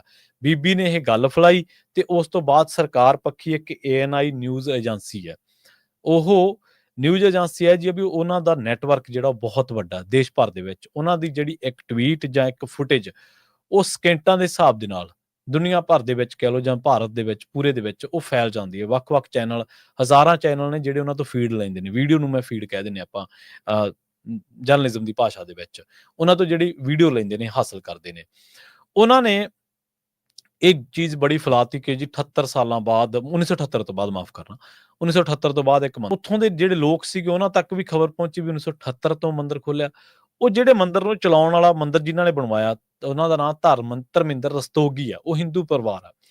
ਉਹ ਆਏ ਤੇ ਉਹਨਾਂ ਨੇ ਗੱਲ ਕੀਤੀ ਮੀਡੀਆ ਦੇ ਵਿੱਚ, ਉਹ ਕਹਿੰਦੇ ਵੀ ਇਹ ਤਾਂ 2006 ਤੱਕ ਖੁੱਲਾ ਸੀਗਾ, ਉਸ ਤੋਂ ਬਾਅਦ ਕੁਝ ਕਾਰਨਾਂ ਕਰਕੇ ਸਾਨੂੰ ਇੱਥੇ ਪੂਜਾ ਜਿਹੜੀ ਅਸੀਂ ਕਰਦੇ ਸੀ ਉਹ ਬੰਦ ਕਰਨੀ ਪਈ, ਜਾਂ ਕਹਿ ਲਓ ਕਿ ਸਿਰਫ ਉਸ ਥਾਂ ਦੇ ਉੱਤੇ ਜਿੱਥੇ ਮੂਰਤੀਆਂ ਸਥਾਪਿਤ ਹੈ ਉਹਨੇ ਥਾਂ ਦੇ ਵਿੱਚ ਹੀ ਆਉਣ ਜਾਣ ਸੀ, ਬਾਕੀ ਸਾਰਾ ਮੰਦਿਰ ਜਿਹੜਾ ਉਹ ਬੰਦ ਕਰ ਦਿੱਤਾ ਗਿਆ। ਬਾਅਦ ਦੇ ਵਿੱਚ ਜਦੋਂ ਇਹਨਾਂ ਨੇ ਮਤਲਬ ਦਾਅਵਾ ਕੀਤਾ ਮੀਡੀਆ ਦੇ ਵਿੱਚ ਆ ਕੇ, ਤਾਂ ਉੱਥੇ ਮੁਸਲਮਾਨ ਪਰਿਵਾਰ ਆ ਗਏ। ਉਹ ਪਰਿਵਾਰ ਜਿਹੜੇ ਇਸ ਮੰਦਿਰ ਦੇ ਬਾਹਰ ਹੀ ਰੱਖ ਰਖਾ, ਕਿਉਂਕਿ ਚਲੋ ਕਈ ਲੋਕ ਆਪਣੇ ਧਰਮ ਦੇ ਮੁਤਾਬਕ ਕਿਸੇ ਦੂਜੇ ਧਰਮ ਦੇ ਧਾਰਮਿਕ ਸਥਾਨ ਤੇ ਨਹੀਂ ਜਾਂਦੇ, ਜਾਂ ਉਹਨਾਂ ਨੂੰ ਅਲਾਓ ਨਹੀਂ ਹੈ, ਜੋ ਵੀ ਮਰਜ਼ੀ ਕਹਿ ਲਓ, ਪਰ ਜਿਹੜੀ ਬਾਹਰ ਹੀ ਚਾਰ ਦੀਵਾਰੀ ਸੀ ਜਾਂ ਜਿਹੜਾ ਬਾਹਰ ਹੀ ਰੱਖ ਰਖਾ ਸੀ, ਆਲੇ ਦੁਆਲਿਓਂ ਸਾਫ਼ ਸਫਾਈ, ਉਹ ਬੀੜਾ ਚੁੱਕਦੇ ਸੀਗੇ। ਉਹ ਸਾਰੇ ਮਤਲਬ ਇਕੱਠੇ ਹੋ ਗਏ ਤੇ ਉਹਨਾਂ ਨੇ ਕਿਹਾ ਕਿ ਇਹ 1993 ਦੇ ਵਿੱਚ ਮੰਦਿਰ ਬਣਿਆ। ਪ੍ਰਦੀਪ ਵਰਮਾ ਨਾਂ ਦਾ ਸ਼ਖਸ ਸੀਗਾ, ਉਹਨਾਂ ਨੇ ਕਿਹਾ ਕਿ ਇਹਦੇ ਤੇ ਕੋਈ ਕਬਜ਼ਾ ਨਹੀਂ ਹੋਇਆ, ਅਸੀਂ ਇੱਥੇ ਹੀ ਰਹਿੰਦੇ ਹਾਂ, ਮੁਸਲਮਾਨਾਂ ਦੇ ਵਿੱਚ ਰਹਿੰਦੇ ਹਾਂ, ਸਾਨੂੰ ਕੋਈ ਡਰ ਨਹੀਂ ਹੈ। ਬਕਾਇਦਾ ਉੱਥੋਂ ਦਾ ਇੱਕ ਜਿਹੜਾ ਇੱਕ ਬੰਦਾ ਜਿਹੜਾ ਉਹਨਾਂ ਦਾ ਕਹਿ ਲਓ ਕਿ ਮੁਸਲਮਾਨ ਪਰਿਵਾਰਾਂ ਦਾ ਆਗੂ ਹੈ, ਉਹਨੇ ਕਿਹਾ ਕਿ ਬਈ ਮੁਹੰਮਦ ਸਲਮਾਨ ਆ, ਉਹ ਕਹਿੰਦੇ ਕਿ ਅਸੀਂ ਤਾਂ ਇਹਦੇ ਬਾਹਰ ਹਿੱਸੇ ਦੀ ਪੇਂਟਿੰਗ ਕਰਦੇ ਹਾਂ, ਮਤਲਬ ਜਦੋਂ ਕੋਈ ਇਹਨਾਂ ਦਾ ਦਿਨ ਤਿਉਹਾਰ ਆਉਂਦਾ ਇਹਨਾਂ ਦੀ ਮਦਦ ਕਰਦੇ ਆ ਸਾਫ਼ ਸਫਾਈ ਦੇ ਵਿੱਚ। ਤਾਂ ਹੁਣ ਜਿਹੜੇ ਉੱਥੇ ਹਿੰਦੂ ਵਸੋਂ ਘੱਟ ਹੋਣ ਕਰਕੇ ਉੱਥੇ ਮੰਦਿਰਾਂ ਦੇ ਵਿੱਚ ਤਿਉਹਾਰ ਦੇ ਮੌਕੇ ਲੋਕ ਇਕੱਠੇ ਹੋਣੇ ਬੰਦ ਹੋ ਗਏ, ਇਸ ਕਰਕੇ ਉੱਥੇ ਜ਼ਿਆਦਾ ਕੋਈ ਜਾਂਦਾ ਨਹੀਂ ਹੈ। ਇਲਾਕਾ ਉਹ ਮੁਸਲਿਮ ਬਹੁ ਗਿਣਤੀ ਦਾ, ਪਰ ਉੱਥੇ ਹਿੰਦੂ ਮੰਦਿਰ ਜਿਹੜਾ ਉਹਨੂੰ ਕਿਸੇ ਨੇ ਛੇੜਾ ਤੱਕ ਨਹੀਂ, ਉਹਦੀ ਇੱਟ ਤੱਕ ਵੀ ਹਿਲਾਈ ਨਹੀਂ ਗਈ। ਆਲਟ ਨਿਊਜ਼ ਇੱਕ ਜਿਹੜਾ ਜ਼ੁਬੇਰ ਅਹਿਮਦ ਆ, ਉਹਨਾਂ ਨੇ ਵੀ ਫੈਕਟ ਚੈੱਕ ਕੀਤਾ ਤੇ ਉਹਨਾਂ ਨੇ ਵੀ ਕਿਹਾ ਵੀ ਇਸ ਮਾਮਲੇ ਦੇ ਵਿੱਚ ਜਿਹੜੀ ਇਹ ਝੂਠੀ ਕਹਾਣੀ ਹੈ ਵੀ 1978 ਤੋਂ ਇਹ ਬੰਦ ਪਿਆ ਸੀਗਾ, ਇਹਦੇ ਵਿੱਚ ANI ਦੀ ਵੱਡੀ ਭੂਮਿਕਾ ਹੈ। ਤੇ ਉਹ ਕਹਿੰਦੇ ਕਿ 4 ਦਹਾਕੇ ਤੋਂ ਬੰਦ ਮੰਦਿਰ ਸੀਗਾ, ਉਹਦੇ ਤੇ ਕਬਜ਼ਾ ਕੀਤਾ ਗਿਆ ਸੀਗਾ। ਬਾਅਦ ਦੇ ਵਿੱਚ ਰਸਤੋਗੀ ਪਰਿਵਾਰ ਤੇ ਜਿਹੜੇ ਸਥਾਨਕ ਮੁਸਲਮਾਨ ਸੀ, ਉਹਨਾਂ ਨੇ ਝੂਠ ਦੇ ਤੂਫਾਨ ਦੀਆਂ ਧੱਜੀਆਂ ਉਡਾ ਦਿੱਤੀਆਂ। ਉਹਨਾਂ ਨੇ ਕਿਹਾ ਕਿ ਇਹ ਚੀਜ਼ ਜਦੋਂ ਤੁਸੀਂ ਫੈਲਾਉਣੇ ਹੋ ਤਾਂ ਘੱਟੋ ਘੱਟ ਆਮ ਲੋਕਾਂ ਤੋਂ ਪੁੱਛ ਤਾਂ ਲਿਆ ਕਰੋ। ਉਹ ਜਿਹੜੀ ਮੈਡਮ ਸੀ ਵੰਦਨਾ ਮਿਸ਼ਰਾ SDM, ਉਹਨੇ ਆਖਿਆ ਕਿ ਚਲੋ ਮੈਂ ਹੁਣ ਬੱਲੇ ਬੱਲੇ ਵਾਹ ਜਿਹੜੀ ਬਟੋਰ ਲਾਂ, ਹੋ ਸਕਦਾ MP MLA ਦੀ ਟਿਕਟ ਵੀ ਮਿਲ ਜਾਵੇ ਵੀ ਭਾਈ ਇਹ ਬੀਬੀ ਨੇ ਤਾਂ ਕੰਮ ਹੀ ਬੜਾ ਮਹਾਨ ਕੀਤਾ। ਪਰ ਜਿਹੜੇ ਲੋਕਾਂ ਨੇ ਮੰਦਿਰ ਬਣਾਇਆ, ਜਿਹੜੇ ਲੋਕ ਉਹਦੀ ਸਾਂਭ ਸੰਭਾਲ ਕਰਦੇ ਸੀ, ਜਦੋਂ ਸਾਹਮਣੇ ਆਏ ਤਾਂ ਉਹਨਾਂ ਨੇ ਸਾਰੇ ਝੂਠ ਦਾ ਪਰਦਾ ਫਾਸ਼ ਕੀਤਾ। ਤੁਸੀਂ ਦੇਖੋ ਕਿ ਇੱਥੇ ਤਾਂ ਝੂਠ ਦਾ ਪਰਦਾ ਫਾਸ਼ ਹੋ ਗਿਆ, ਪਰ ਉਹਨਾਂ ਲੋਕਾਂ ਦਾ ਕੀ ਬਣਿਆ, ਉਹਨਾਂ ਲੋਕਾਂ ਨੂੰ ਨਿਆਂ ਕਦੋਂ ਮਿਲੂਗਾ ਜਿਨ੍ਹਾਂ ਨੂੰ ਝੂਠ ਦੇ ਆਧਾਰ ਤੇ ਹੀ ਉਹਨਾਂ ਦੇ ਘਰ ਢਾਹ ਦਿੱਤੇ ਗਏ, ਉਹਨਾਂ ਦਾ ਕਤਲੇਆਮ ਕਰ ਦਿੱਤਾ ਗਿਆ, ਭੀੜਾਂ ਨੇ ਉਹਨਾਂ ਦੇ ਘਰਾਂ ਨੂੰ ਤਬਾਹ ਕਰ ਦਿੱਤਾ, ਉਹਨਾਂ ਨੂੰ ਤਰ੍ਹਾਂ ਤਰ੍ਹਾਂ ਦੇ ਤਰੀਕਿਆਂ ਦੇ ਨਾਲ ਜ਼ਲੀਲ ਕੀਤਾ ਜਾਂਦਾ, ਉਹਨਾਂ ਦੀਆਂ ਧੀਆਂ ਭੈਣਾਂ ਨੂੰ ਗਾਲਾਂ ਕੱਢੀਆਂ ਜਾਂਦੀਆਂ। ਉਹ ਲੋਕ ਕਿੱਥੇ ਜਾਣ, ਕਿਹੜੀ ਕਚਹਿਰੀ ਦੇ ਵਿੱਚ ਜਾਣ? ਆ ਵੰਦਨਾ ਮਿਸ਼ਰਾ ਇੱਕ ਨਹੀਂ ਗੀ ਬੀਬੀ ਹੈ, ਚਲੋ ਇਹ ਆਪਾਂ ਹੁਣ ਇਹਦੇ ਬਾਰੇ ਜ਼ਿਆਦਾ ਕੀ ਕਹੀਏ। ਕਿੰਨੇ ਲੋਕ ਹੋਣਗੇ ਪੰਜਾਬ ਦੇ ਵਿੱਚ, ਸਾਡੀ ਤਰਾਸਦੀ ਹੈ ਇਹ, ਤਰੱਕੀਆਂ ਦੇ ਨਾਂ ਤੇ ਮੁੰਡੇ ਖਪਾ ਦਿੱਤੇ ਗਏ ਲੋਕਾਂ ਦੇ। ਕਿੰਨੇ ਕੁ ਲੋਕ ਬੋਲਦੇ ਨੇ ਝੂਠੀਆਂ ਤਰੱਕੀਆਂ ਦੇ ਨਾਂ ਤੇ। 30-30 ਸਾਲਾਂ ਬਾਅਦ ਪੁਲਿਸ ਅਫਸਰਾਂ ਨੂੰ ਕੈਦਾਂ ਹੋ ਰਹੀਆਂ, ਸਜ਼ਾਵਾਂ ਹੋ ਰਹੀਆਂ। ਮੋਹਾਲੀ ਦੇ ਵਿੱਚ ਸੀਬੀਆਈ ਕੋਰਟ ਆ, ਇੱਕ ਸੀਬੀਆਈ ਕੋਰਟ ਦੇ ਵਿੱਚ ਉੱਥੇ ਤਰੀਕਾਂ ਪੈਂਦੀਆਂ ਨੇ ਅੱਜ ਵੀ। ਕਿੰਨੀ ਵਾਰ ਆਪਾਂ ਉਹ ਗੱਲਾਂ ਸ਼ੇਅਰ ਕੀਤੀਆਂ ਨੇ। ਕਿੰਨੇ ਉਹ ਲੋਕ ਹੋਣਗੇ ਜਿਨ੍ਹਾਂ ਨੇ ਆਮ ਲੋਕਾਂ ਦੇ ਵਿੱਚ ਇਹ ਜ਼ਹਿਰ ਫੈਲਾ ਕੇ ਕਿੰਨੇ ਲੋਕਾਂ ਦੇ ਘਰਾਂ ਤੇ ਬਲਡੋਜ਼ਰ ਚਲਵਾਤਾ ਹੋਣਾ, ਕਿੰਨਿਆਂ ਨੂੰ ਹਿਜਰਤ ਕਰਨ ਦੇ ਲਈ ਮਜਬੂਰ ਕਰਤਾ ਹੋਣਾ, ਕਿੰਨਿਆਂ ਦੇ ਘਰ ਢਾਹ ਦਿੱਤੇ ਹੋਣਾ, ਕਿੰਨਿਆਂ ਨੂੰ ਜ਼ਲੀਲ ਕੀਤਾ ਗਿਆ ਹੋਣਾ ਕਿਉਂਕਿ ਉਹ ਜਿਹੜੇ ਇਲਾਕੇ ਦੇ ਵਿੱਚ ਰਹਿ ਰਿਹਾ ਉੱਥੇ ਕੋਈ ਦੂਜਾ ਫਿਰਕਾ ਬਹੁ ਗਿਣਤੀ ਦੇ ਵਿੱਚ। ਸੋ ਇਹੋ ਜਿਹੇ ਅਫਸਰਾਂ ਨੂੰ ਨੱਥ ਪਾਉਣੀ ਚਾਹੀਦੀ ਆ।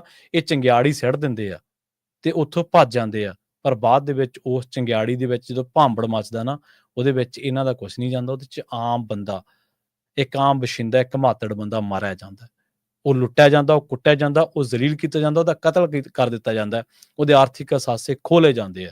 ਇਹਦੀਆਂ ਇੱਕ ਨਹੀਂ ਹਜ਼ਾਰਾਂ ਮਿਸਾਲਾਂ ਤੁਹਾਨੂੰ ਭਾਰਤ ਦੇ ਵਿੱਚ ਮਿਲ ਜਾਣਗੀਆਂ। ਖੈਰ, ਆਪਾਂ ਪ੍ਰੋਗਰਾਮ ਖਬਰ ਤੇ ਨਜ਼ਰ ਨੂੰ ਇੱਥੇ ਹੀ ਸਮਾਪਤ ਕਰਾਂਗੇ। ਅਗਲਾ ਪ੍ਰੋਗਰਾਮ ਪੰਜਾਬੀ USA ਤੇ ਆਊਗਾ, ਅਪਡੇਟ ਅਮਰੀਕਾ ਪ੍ਰੋਗਰਾਮ ਦੇ ਵਿੱਚ ਅਮਰੀਕਾ ਦੇ ਨਾਲ ਨਾਲ ਵਿਸ਼ਵ ਭਰ ਦੇ ਵਿੱਚ ਵਾਪਰੀਆਂ ਅਹਿਮ ਵੱਡੀਆਂ ਖਾਸ ਘਟਨਾਵਾਂ, ਖਬਰਾਂ ਦੇ ਬਾਰੇ ਤੁਹਾਨੂੰ ਦਿੱਤੀਆਂ ਜਾਣਗੀਆਂ ਜਾਣਕਾਰੀਆਂ। ਜੁੜੇ ਰਹੋ ਪੰਜਾਬੀ ਰੇਡੀਓ USA ਦੇ ਨਾਲ। ਤੁਹਾਡਾ ਸਾਰਿਆਂ ਦਾ ਬਹੁਤ ਬਹੁਤ ਧੰਨਵਾਦ। ਸਤਿ ਸ੍ਰੀ ਅਕਾਲ।